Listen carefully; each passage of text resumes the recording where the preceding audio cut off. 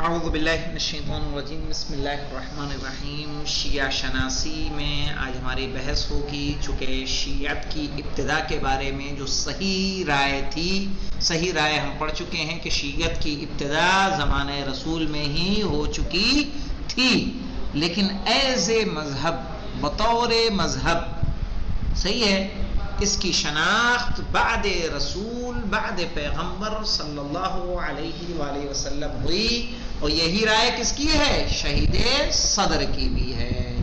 یاد آیا کہ نہیں یاد آیا؟ اب دیکھیے شیعت کی تاریخ اور آغاز کے بارے میں غلط نظریات، اب ہم کیا پڑھیں گے؟ غلط نظریات پڑھیں گے۔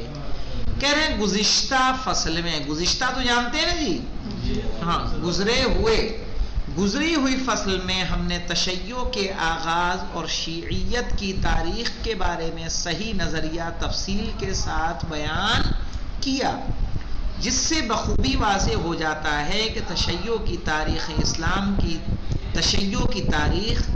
کی تاریخ سے جڑی ہوئی ہے، اور خود بانی اسلام نے ہی تشیع کی بنیاد رکھی۔ یہ بانی اسلام کون ہے یہاں پہ؟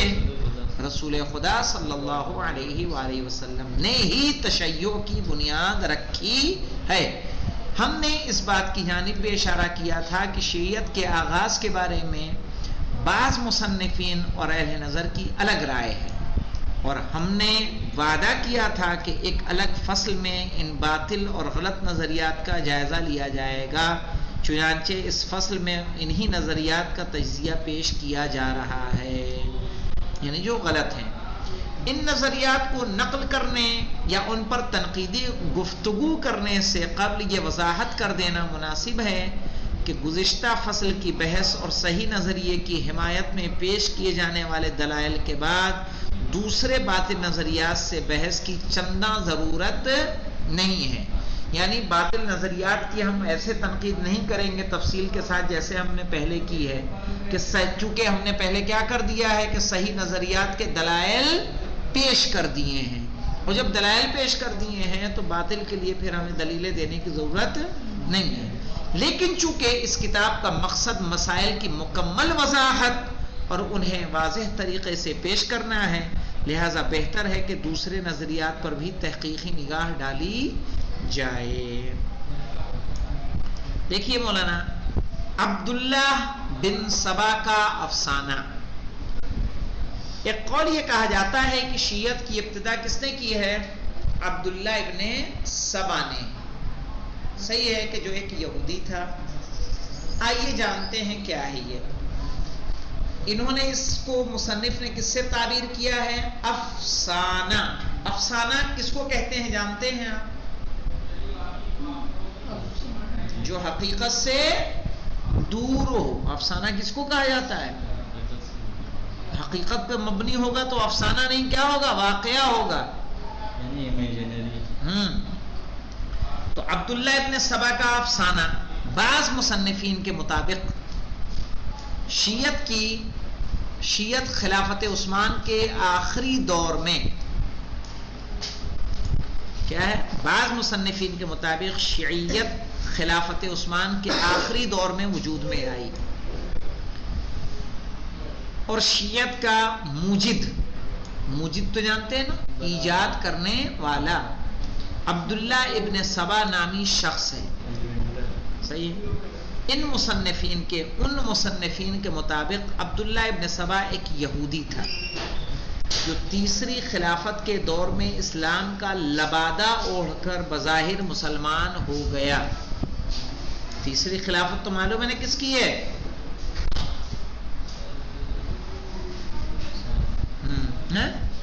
نہیں معلوم؟ ہاں، لیکن در حقیقت اس کا اصل مقصد اسلامی عقائد میں تبدیلی کرنا تھا۔ یہ رائے کہہ رہی ہے مولانا، جو غلط نظریہ ہے۔ چنانچہ اس نے حضرت علی علیہ السلام کی خلافت بلا فصل کا نظریہ پیش کیا۔ یہ کس نے پیش کیا ان کے مطابق؟ عبداللہ ابن سبا نے۔ اس کے ساتھ ساتھ عصمت کو امامت کی لازمی شرط قرار دیا، اس طرح امامت جو ایک عام سیاسی ضرورت تھی اس میں تقدس کا رنگ بھر دیا۔ عبداللہ ابن سبائی نے سابقہ خلفاء کی خلافت کے غاصبانہ ہونے کا اعلان کر کے لوگوں کو خلیفہ وقت کے خلاف بھڑکایا اور آخرکار باغیوں کے ہاتھوں خلیفہ سوم کا قتل ہو گئے۔ اس طرح ان لوگوں کے خیال میں شیعت عبداللہ ابن سبا کے ذہن کی ایجاد ہے اور اس کا قرآن و سنت، امیر المومنین حضرت علی علیہ السلام یا پیغمبر اکرم صلی اللہ علیہ وآلہ وسلم کے بزرگ اصحاب کی سیرت اور رفتار و گفتار سے کوئی تعلق نہیں ہے۔ سمجھ میں آیا مولانا کیا کہا گیا؟ کہ شیعت کا موجد کون ہے؟ عبداللہ ابن سبا، اور امامت میں عصمت کا لازمی ہونا یہ کس نے رائج کیا؟ عبداللہ ابن سبا نے۔ اور جو باقی خلیفہ ہیں ان کی خلافت غاصبانہ ہے، یہ کس نے بیان کیا؟ عبداللہ ابن سبا نے۔ تو یہ تمام باتیں، یہ ایک رائے ہے، چونکہ صحیح رائے ہمیں معلوم ہے، آگے دیکھتے ہیں اس نظریے کو بھی ہم، اس کی بھی تحقیق کی جائے گی۔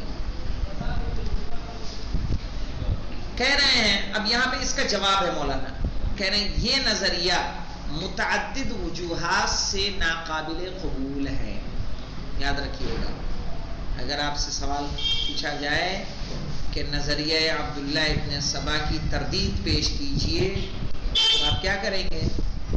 اسی مقام کو بیان کریں گے۔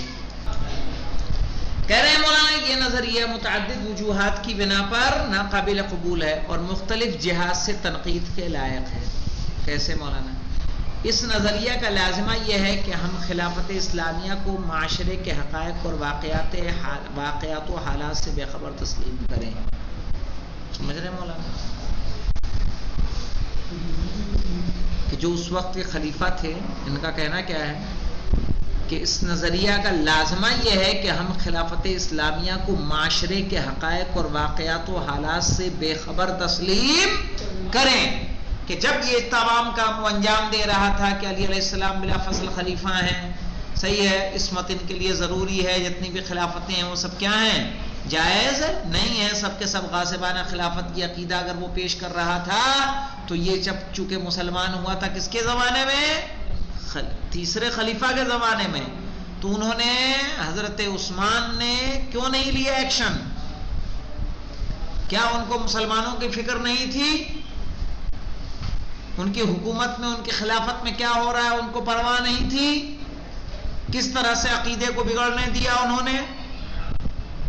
تو یا تو یہ کہ ان کو اطلاع نہیں تھی، یا یہ بتانا چاہ رہے ہیں کہ خلافت کے اندر اتنی قوت و طاقت نہیں تھی کہ وہ کیا کر سکتا ہے، اس کو روک سکتا۔ ورنہ ہونا کیا چاہیے تھا کہ اگر مسلمانوں کے درمیان وہ تفرقہ پھیلا رہا تھا تو خلافت عثمانیوں کو کیا کرنا چاہیے تھا؟ ایکشن لینا چاہیے تھا اس پہ۔ آئے سمجھ میں؟ آئیے دیکھتے ہیں کیا کہہ رہے ہیں۔ کہہ رہے ہیں اس نظریے کا لازمہ یہ ہے، لازمہ تو سمجھتے ہو نا، دلائل التزامیہ، صحیح ہے، کہ ہم خلافت اسلامیہ کو معاشرے کے حقائق اور واقعات و حالات سے بے خبر تسلیم کریں، یا یہ تسلیم کریں کہ انہیں اسلام و مسلمین کی کوئی پرواہ ہی نہیں تھی، یا تین باتیں ہیں مولانا، یا پھر مجبوراً یہ ماننا پڑے گا کہ ان میں اتنی صلاحیت ہی نہیں تھی کہ وہ سازشوں کا مقابلہ کر سکیں۔ آئی سمجھ میں؟ تین باتیں ہوئیں، کیا کیا کرنا پڑے گا ہمیں؟ یا یہ تسلیم کریں کہ انہیں اسلاموں، یا تو وہ مسلمانوں کے حالات سے بے خبر تھے، یا اسلام و مسلمان کی انہیں کوئی پرواہ نہیں تھی، یا یہ مانیں کہ وہ مجبور تھے یا اتنی قابلیت نہیں تھی کہ وہ ایسے خرافات کا کیا کر سکیں؟ مقابلہ کر سکیں، جیسا کہ انہوں نے کچھ نہیں کیا۔ حالانکہ تاریخ گواہ ہے کہ خلیفہ اور حکومتی کارندے مخالفین کے ساتھ بہت سختی سے پیش آتے تھے۔ اگر سختی سے پیش نہ آتے تو مجھے بتائیے کہ ابو ذر غفاری کے ساتھ کیا کیا گیا؟ ربضے بھیجا گیا کہ نہیں بھیجا گیا؟ دمشق بھیجا گیا، پھر مدینے گئے، مدینے سے ان کو کہاں بھیج دیا گیا؟ ربضہ، اور وہیں ان کا انتقال ہوا، یہاں تک کہ ان کے جنازے میں شرکت سے منع کر دیا گیا۔ صحیح؟ تو وہی حکومت ہے نا کہ کوئی دوسری حکومت ہے؟ وہی حکومت ہے۔ حالانکہ کہہ رہے ہیں، حالانکہ حکومتی کارندے تو سمجھتے ہیں نا، حکومتی کارندے مخالفین کے ساتھ بہت سختی سے پیش آتے تھے، چاہے وہ مخالفین بزرگ اصحاب ہی کیوں نہ ہوں۔ چنانچہ ابو ذر غفاری کو ربضہ جلا وطن کیا گیا، جناب عمار یاسر کو کوڑے لگائے گئے، انہیں شدید جسمانی اذیتیں پہنچائی گئیں۔ ایسے حالات میں کیسے باور کیا جا سکتا ہے؟ باور جانتے ہو؟ یقین، باور یعنی یقین، فارسی لفظ ہے بیٹا، اردو میں کثرت سے استعمال ہوتا ہے اس کا۔ جی ہاں، یہ کیسے باور کیا جا سکتا ہے کہ امت مسلمہ کے درمیان اتنی بڑی سازش پروان چڑھتی رہی اور ارباب حکومت خاموش تماشائی بنے رہے؟ خلافت کی جانب سے ان لوگوں کے خلاف کسی بھی رد عمل کا ظاہر نہ ہونا کیا اس نظریے کے باطل ہونے کی دلیل نہیں ہے؟ نمبر ایک بات مولانا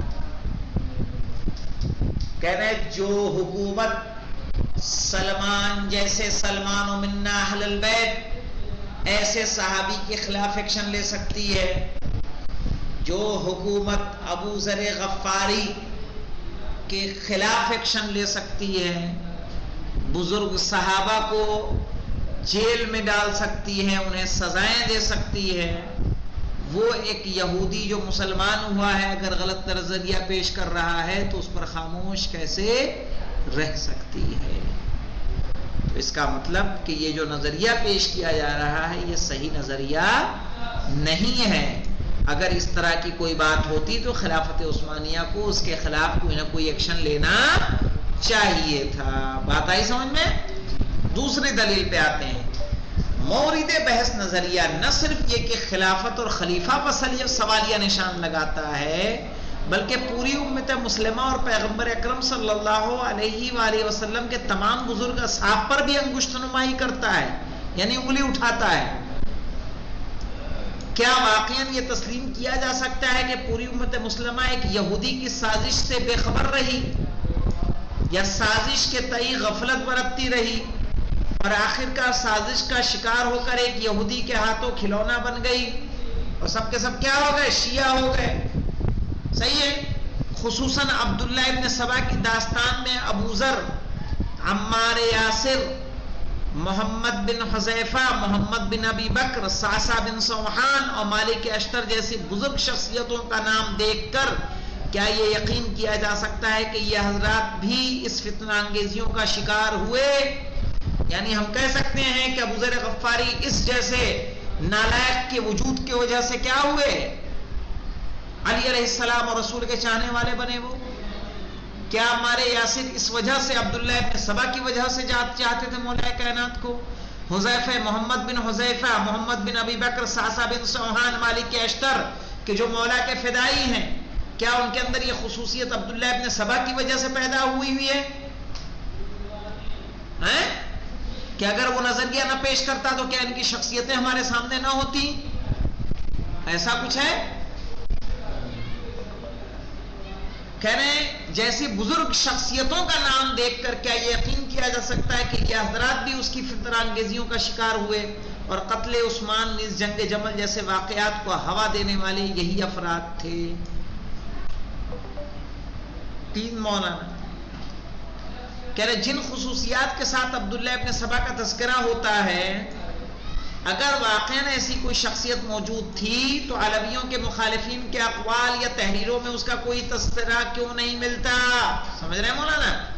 جو شیعہ مخالف ہیں، علویوں کے مخالف ہیں، فاطمیوں کے مخالف ہیں، ان کو چاہیے تھا کہ عبداللہ ابن سبا کو کیا کرتے؟ سر فہرست رکھتے۔ یا چوتھی دلیل میں ہم یہ پیش کریں گے کہ ہر امت اپنے بانی کو اچھے سے یاد کرتی ہے کہ نہیں کرتی ہے؟ اس کا جشن مناتی ہے، اس کا مرنے کا دن مناتی ہے، صحیح ہے، ولادت کا دن مناتی ہے. عیسیٰ کی ولادت پہ کتنے خوش ہوتے ہیں. کیا ہمارے ہاں کوئی ایسا فنکشن ہے کہ جو عبداللہ ابن سبا کے عنوان پہ ہوتا ہو کہ آج ان کی موت ہو گئی تھی، مجلس برپا ہوتی ہو، ولادت پہ خوشی برپا ہوتی ہو، مٹھائی بانٹتے ہوں؟ بلکہ شیعہ اس کے برعکس، شیعہ اس کو جانتے تک نہیں ہیں کہ عبداللہ ابن سبا کون ہے.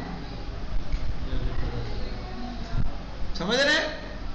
آئیے دیکھتے ہیں مولانا کہ جن خصوصیات کے ساتھ عبداللہ ابن سبا کا تذکرہ ہوتا ہے، اگر واقعی ایسی کوئی شخصیت موجود تھی تو علویوں کے مخالفین جو ہمارے دشمن ہیں، جو ایک ایک بات کو ہمارے خلاف پیش کرتے ہیں، عبداللہ ابن سبا کی بات کو بار بار پیش کیوں نہیں کرتے؟ کیا اقوال یا تحریروں میں اس کا کوئی تذکرہ کیوں نہیں ملتا؟ حالانکہ مخالفین نے علویوں کو بدنام کرنے کے لیے کوئی دقیقہ اٹھا نہ رکھا تھا، یعنی کوئی موقع ایسا نہیں جاتا تھا علویوں کو بدنام کرنے کا کہ جسے وہ بدنام نہ کرتے ہیں. اگر ایسا شخص واقعاً موجود ہوتا تو یہ داستان حقیقت پر مبنی ہوتی تو بلا شک و شبہ سب سے زیادہ معاویہ اور اس کے حمایتی اور اس کے ہرکار علویوں اور شیعوں کو بدنام کرنے کے لیے جگہ جگہ اسی داستان کے تذکرے کرتے نظر آتے، لیکن تاریخ میں ایسا کوئی اشارہ نہیں ملتا کہ کبھی معاویہ اور اس کے کارندوں نے عبداللہ ابن سبا کو لے کے کوئی بات کہی ہو. چوتھا دیکھیے مولانا، عموماً کسی بھی مذہب کے ماننے والے اس مذہب کے بانی یا تبلیغ و ترویج میں شریک اہم شخصیات کا تذکرہ عزت و احترام سے کرتے ہیں، اور ایسے افراد کو مذہب کے پیرو ہمیشہ اچھے الفاظ سے یاد کرتے ہیں. جبکہ مذہب شیعہ کے اہم علماء اور مصنفین نے جہاں کہیں بھی عبداللہ ابن سبا کا تذکرہ کیا ہے وہاں یا تو سرے سے عبداللہ ابن سبا کے وجود کا ہی انکار کیا ہے یا برے الفاظ و لعن و نفرین کے ساتھ اس کا تذکرہ کیا ہے. سمجھ میں آئی بات؟ پانچواں چھٹا بھی پڑھ لیتے ہیں. تاریخی لحاظ سے عبداللہ ابن سبا کی داستان صرف ایک ہی ماخذ ہے. کہاں سے لیا گیا؟ ماخذ یعنی جہاں سے لیا گیا ہی واقعہ، اور وہ ہے تاریخ طبری. اگرچہ ابن اسیر، ابو الفدا اور ابن کثیر جیسے مورخین نے بھی تذکرہ کیا ہے، لیکن ان سب کا ماخذ کہاں ہے؟ طبری ہی ہے. صحیح، یعنی اصل ماخذ کون ہے؟ تاریخ طبری کا. ابن کثیر، ابو الفدا نے بھی تذکرہ کیا ہے، لیکن کیا ہے ان کا بھی ریفرنس کیا ہے؟ طبری ہے. اور طبری نے بھی اس داستان کو سیف بن عمر تمیمی سے نقل کیا ہے. کون ہے جس سے نقل کیا اس داستان کو؟ سیف بن عمر تمیمی سے نقل کیا ہے، جو علماء رجال کے نزدیک وضع حدیث سے متہم ہے. وضع حدیث تو جانتے ہیں نا، حدیثوں کا جعل کرنا، حدیثوں کا گڑھنا. اس پہ الزام ہے کہ وہ کیا کرتا تھا؟ حدیثیں گڑھتا تھا. متہم ہے، اس پہ اتہام ہے کہ وہ حدیثیں گڑھتا تھا. کس کی جانب سے؟ علماء رجال کے نزدیک.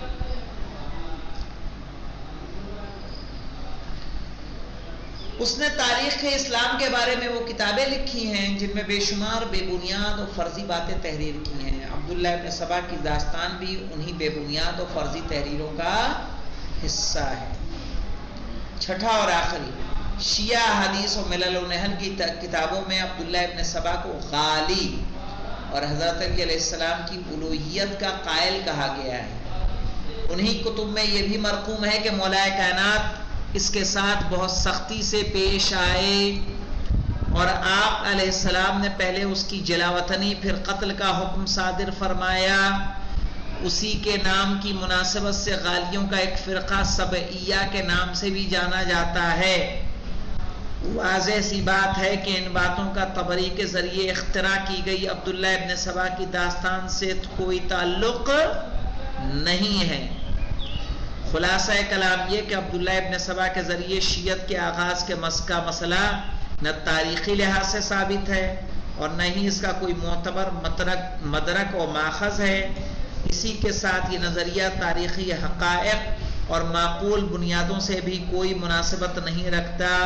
لہذا پورے وثوق کے ساتھ یعنی یقین کے ساتھ یہ کہا جا سکتا ہے کہ ایک افسانے سے زیادہ اس کی کوئی حقیقت نہیں ہے. پہلا جو شروع میں بتا وہ تعریف کر رہا تھا عثمان کے زمانے میں، عبداللہ بن سبا تعریف کر رہا تھا. کس کی تعریف کر رہا تھا؟ حضرت علی علیہ السلام. تعریف نہیں، یہ ایک رائے دی گئی کہ شیعوں کا موجد عبداللہ ابن سبا ہے. امام معصوم ہی ہوگا یہ نظریہ پیش کرنے والا عبداللہ ابن سبا. علی بلا فصل خلیفہ ہیں یہ نظریہ پیش کرنے والا عبداللہ ابن سبا. تو یعنی جو شیعہ عقائد ہیں ان کی بنیاد کس نے رکھی؟ عبداللہ ابن سبا نے. اس سے پہلے اس کی کوئی حقیقت نہیں تھی، اس طرح کے نظریات موجود نہیں تھے. اس کی رد میں کتنی دلیلیں یہاں پیش کی گئی ہیں؟ 6 دلیلیں پیش کی گئی ہیں. اس بات کو کاٹنے کے لیے، اس رائے کو ختم کرنے کے لیے. اور 6 کی 6 دلیلیں آپ کو کیسی لگی؟ یعنی ہیں کہ نہیں؟ منطقی ہیں یا نہیں ہیں؟ منطقی ہیں کہ نہیں ہیں؟